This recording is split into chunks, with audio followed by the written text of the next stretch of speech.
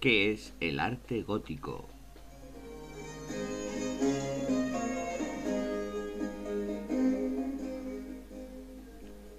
El tránsito de los siglos XII al XIII en Europa constituye un cambio económico y social profundo que tendrá su repercusión también en el ámbito cultural y artístico.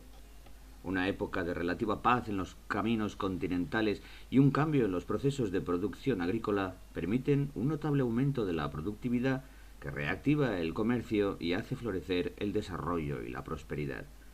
Todo ello influye decisivamente en el renacer de las ciudades, los burgos, que crecen de nuevo como no lo habían hecho desde los tiempos de Roma.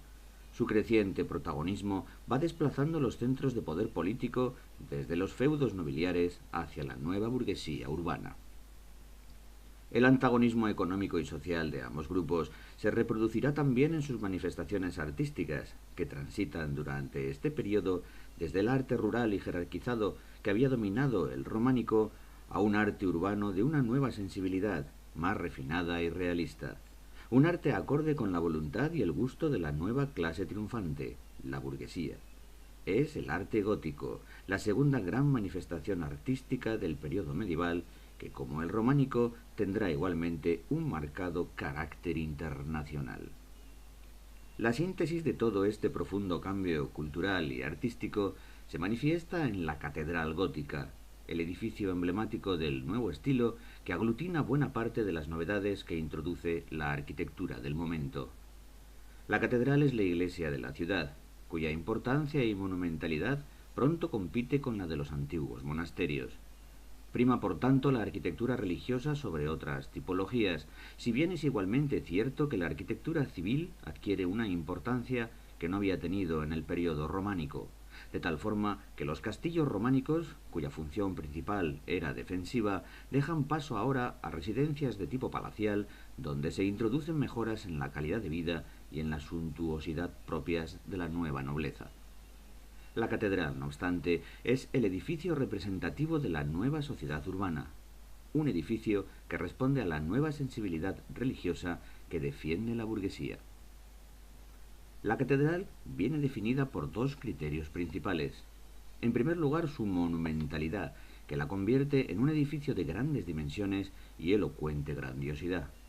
En segundo lugar, un nuevo concepto de religiosidad cristiana que va madurando en este periodo y que entre otros criterios establece una relación filosófica entre el concepto de Dios y el simbolismo de la luz, de tal forma que para la mentalidad de la época, Dios es luz.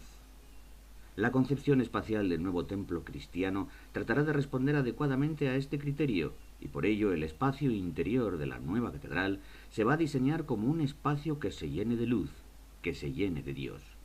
Algo muy difícil de conseguir con el sistema de construcción que se había seguido en los templos románicos.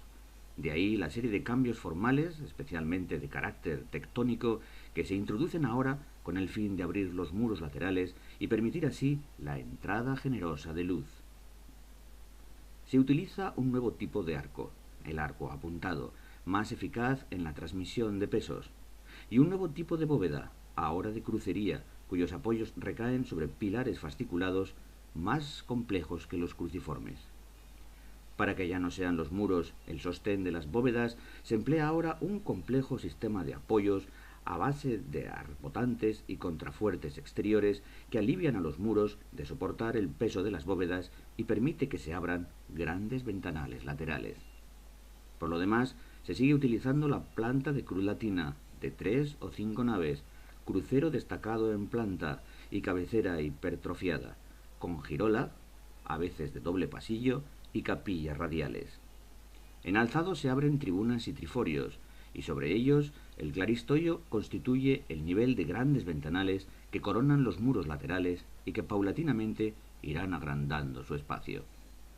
En las fachadas se disponen grandes torres coronadas por agujas o chapiteles y una decoración exterior cada vez más abundante y recargada, donde junto a los volúmenes arquitectónicos como los contrafuertes o los arbotantes se añaden motivos ornamentales como pináculos, gárgolas, doseletes, etc. Todo ello sin olvidar la importancia de la escultura, que tiene un papel protagonista en la decoración exterior. La arquitectura gótica tiene su origen en Francia, donde son numerosos los ejemplos más monumentales y conocidos. Desde allí se extiende por toda Europa. El éxito de la burguesía urbana tiene también su repercusión en los cambios que se van sucediendo durante el periodo gótico en el ámbito de las artes plásticas.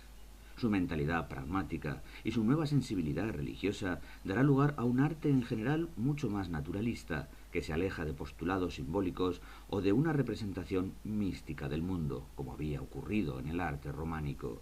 Por el contrario, el arte gótico, tanto en el campo de la escultura como en el de la pintura, derivará en fórmulas de representación realista que recuperan buena parte de los recursos formales de tradición clásica. En escultura asistiremos a una progresiva liberación de las piezas de su marco arquitectónico, así como a cambios en el tratamiento gestual y en las iconografías utilizadas, aunque dentro siempre de una marcada temática religiosa. Se acentúa el sentido volumétrico de las figuras, se perfilan los pliegues en los paños, jugando con su ampulosidad y elegancia. Se abre paso un mayor naturalismo en la expresión y se recupera el canon de proporcionalidad, introduciéndose incluso un contraposto compositivo. Varía también la temática, que conserva una intención didáctica, aunque bajo una distinta concepción cristiana. En los tímpanos aparece ahora el juicio final o Cristo resucitado y triunfante. Se generaliza el tema mariano y se completan los programas iconográficos en arquivoltas y jambas con temas variados del Antiguo y del Nuevo Testamento. La escultura exenta resulta ahora más variada en sus temas y más rica en sus soluciones formales, aunque marcada también por su inclinación naturalista. Su evolución posterior, en las postrimerías ya del periodo medieval, tenderá hacia un fuerte expresionismo, que tiene sus mejores ejemplos en la obra de autores como Nicola Pisano en Italia y Klaus Sluter en los Países Bajos. La pintura presenta unas características que entroncan con las de la escultura y en las que se advierte una tendencia creciente hacia el realismo. Una pintura preferentemente sobre tabla y cuya localización se concentra en los retablos que de esta forma sustituyen el papel jugado por los muros en la iglesia románica, reducidos ahora por la expansión de la vidriera. Aunque es difícil catalogar a la pintura gótica bajo un criterio común, porque desde el siglo XIII hasta el XV se suceden una serie de escuelas y tendencias que diversifican enormemente el panorama de la pintura gótica. Fundamentalmente habría que distinguir las siguientes: el gótico lineal, que se desarrolla en Francia desde el siglo XIII, el gótico internacional, que cobra vigencia en toda Europa a partir del siglo XIV, la pintura sienesa, que se desarrolla en Italia al filo del 1300, y los primeros renacimientos, que a caballo de los siglos XIV y XV se desarrollan con características bien diferenciadas en Italia y en los Países Bajos. El gótico lineal es una tendencia muy influenciada por la estética de la vidriera, de trazos muy gruesos y grafías esquematizadas que no se han liberado tampoco de la ascendencia de la pintura mural románica.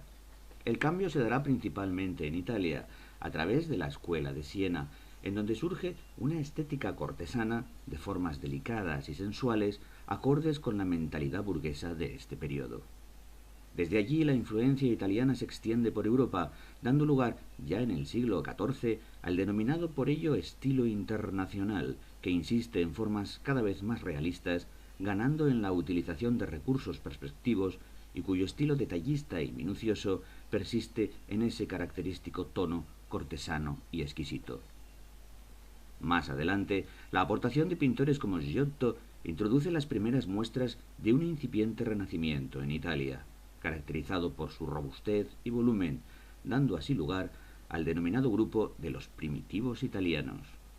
Un fenómeno paralelo al que se produce en los Países Bajos, donde se gesta también un proceso de renovación pictórica de la mano de una serie de artistas extraordinarios como Jan van Eyck o Roger van der Weyden, englobados en la denominación común de primitivos flamencos y que constituye sin duda el precedente más inmediato del Renacimiento pictórico.